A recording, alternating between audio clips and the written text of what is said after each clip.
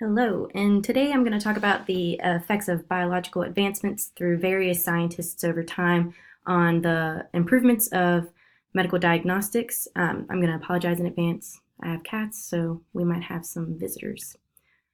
Um, First of all, we're going to simply define diagnostics. It's the process of determining the nature of a disease and disorder and distinguishing it from other possible conditions. Some tools that are used are patient presentation of symptoms, physical taking of the vital signs, blood tests, imaging, biopsies, and a multitude of other things. Because physical exams are essentially based on symptoms that are used for diagnostics, like inspection, which is visualizing the patient, palpation, which is touching things on the patient, percussion and auscultation, which are both different ways of listening to things going on inside of the patient. Some tools that were created over time, we can start back in the 16th century, where the compound microscope was invented by Hans Jensen. He was an optician, and that helped for the allow of us to discover microbes. Blood cells were discovered. That gave rise to a bunch of the cardiovascular disorders and diseases that have been come to man. In 1714, the mercury thermometer by Daniel Fahrenheit, who was a physicist, that was used for the detection of fever indicating infections. Then we get into about the 1800s, where the stethoscope was made by Renee Theophile. She was a physician who helped with the detection of heart and lung conditions. Previously, physicians would be known to put their head directly against the patient's chest and listen for kind of any abnormalities that would be going on. This helped with the discovery of tuberculosis. Then in 1850, we have the ophthalmoscope. That comes from Helmholtz, who was a physicist, and that helped with the diagnosis of the internal eye. A bunch of advancements have come from being able to look at the inside of the eye from the back of the eye. It can help with disorders such as diabetes with intraocular pressure. It can help with cardiovascular disorders with blood pressure issues, things to that nature. The modern thermometer came out about 1866, and I'm sure it's had some improvements over time, but Sir Thomas Clifford Allbutt was a physician. He made it so that there were more accurate readings from the thermometer, but without the hazardous materials of the mercury that were involved. 1895, the X-ray development came about by Rontgen. He was a physicist as well. That helped with visualization of broken bones, determination of treatment plans, and it helped later give you the foundation for us creating things like CAT scans and MRIs, EEGs, things to that nature.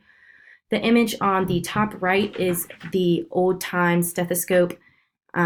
Then when you move down a little bit further, that's the old-timey ophthalmoscope. And then the very bottom image is a mercury thermometer as well as a regular thermometer. Some early scientific discoveries that came about also helped in regards of genetics, things like that, to that nature, to help diagnose different kinds of conditions and things. In the late 16th century, Leeuwenhoek was the one who drastically improved the magnification lenses, which helped be able to visualize bacteria cells and study things at the microscopic level to be able to figure out pathogen things and diseases and controls. So he was actually the founder of the study of microscopy. That image is one of the microscopes from that time. Around 1869, Meichner helped with the discovery of DNA. Then you had Chargaff, who figured out that DNA is species specific. So humans and animals, we all have different types of DNA. Then we have Watson and Crick, who came up with that double helical structure, which helped us kind of start to understand base pairing and genetic testing, things to that nature later on. In 1961, we have Francois Jacob and Monad, who did the genetic regulatory mechanisms, which help with a lot of the genetic testing for diseases and disorders that come from genetics that are passed down on through generations. And then we come into the identification of pathogens. The 70s and 80s was the beginning of the microbial exploration. Knowledge of infectious diseases caused by zoonotic organisms was becoming a topic of discussion. This served for additional verification of diseases and disorders other than just using simple symptoms and symptoms that patients present with for treatments. Finding these microbes and pathogens also was able to help us be capable of finding antibiotic treatments. The first couple antibiotics were actually made from bacterial cells, so that helped with the treatment of some of the earlier pathogenic microorganisms. over time, we've had to advance these because a lot of these have had mutations in these pathogens that have allowed them to have things like antibiotic resistance. But ever since discovery of them, from getting the microscope and gaining all of this information over time about the pathogenic effects that microbes possess, we've been able to change and influence these antibiotics to better target these pathogens that are attributing resistance. The molecular pathogen discovery methods discovered helped with the causative roles of pathogens and the disease process they create. Later from this, we got the development of vaccinations, and it also helps us with being able to correctly treat pathogenic bacteria and microbes that we get in our bodies with the correct drug, but also the correct loading dose. So that way we're not giving too little or too much. Some early medical contributors that helped with the advancements for diagnostics and treatments of patients. 1800s, we had Edward Jenner. He was a surgeon, and he was the first person to develop the vaccine for smallpox.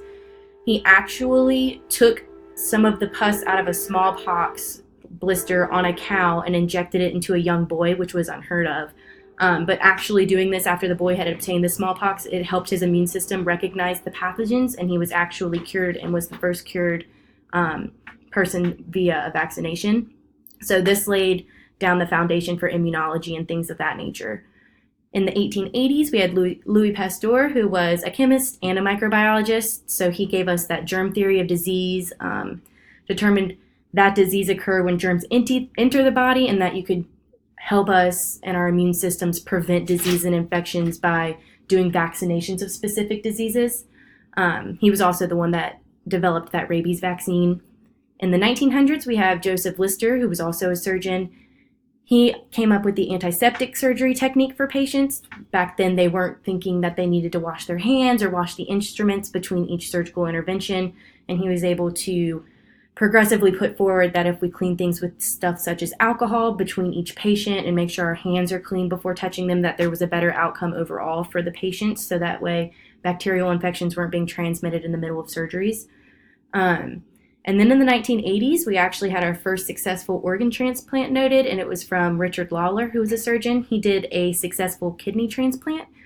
It was noted that she later died about 4 years later, but it was due to complications that weren't anything to do with her surgery or the transplant. It was another medical disorder.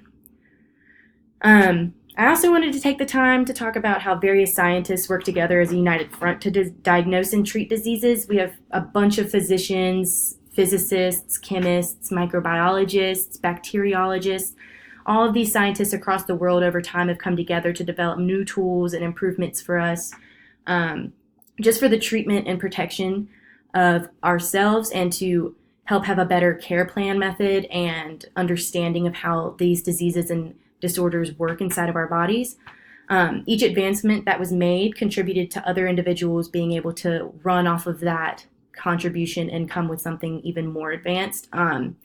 So we've got adversities and stuff we've overcome due to getting new tools and resources and study methodologies and ways to just kind of go in there and figure out exactly what's going on and find causes and treatment plans. Because each great idea proposed influenced more revolutionary improvements from then on out. And then some modern advancements that I just wanted to kind of touch base on. The image that's shown here is Xolair, which is an immunomodulator drug. It's used for people with allergic asthma. It's just a specialty drug that's used to help make sure that the allergic eosinophils in individuals, I'm not going to get into the specifics, but it's just a biologic drug that's been advanced over time. And I have plenty of patients in my doctor's office in which I work that are on this drug, and it's been life-changing for them. But also we have improved diagnostic tools, MRIs, CAT scans, EEGs, EKGs, new drug therapies for various diseases, cure and treatment options for diseases that were never available to be treated before and were once fatal back in the past. We have development of biologic drugs, gene therapy. We're working on stem cell research now, where it can be less controversial because we don't have to take stem cells from embryos anymore. There's now things with PCR and IRPC that you can use and attach to do gene therapy to help with things like regenerating things from stem cells for people with diseases. So that's a widespread area of study right now. Um, Diseases and disorders have been much easier to diagnose and treat with all the advancements we have today, like diabetes, rheumatoid arthritis. There's just a lot of different advancements that are out there now that are capable of making us have a better war front towards pathogens, diseases, and giving people a better quality of life overall.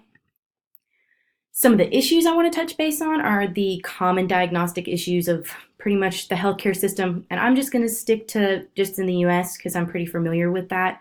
Health insurance is required almost everywhere across the US, but health insurance is also very expensive and not everybody has a job. Uninsured patients face outrageously expensive healthcare bills for services they have to go out and require, so at hospital systems. And again, even with or without insurance, the cost of pharmaceuticals, it's just absolutely insane. If you're a diabetic and you don't have health insurance, you could be paying upward of $5,000 for a vial of insulin. We've come a far way with all of our advancements, but there's just some things that have kind of rolled and tumbled into making it a little frustrating that we have all these readily available resources, but we've upped the price on everything. And those are just some of the issues that I wanted to touch base on. But overall, all I wanted to say was over time, we've had a lot of biological advancements over time, and they've just essentially helped with the quality of life for patients. They've helped eradicate diseases over time.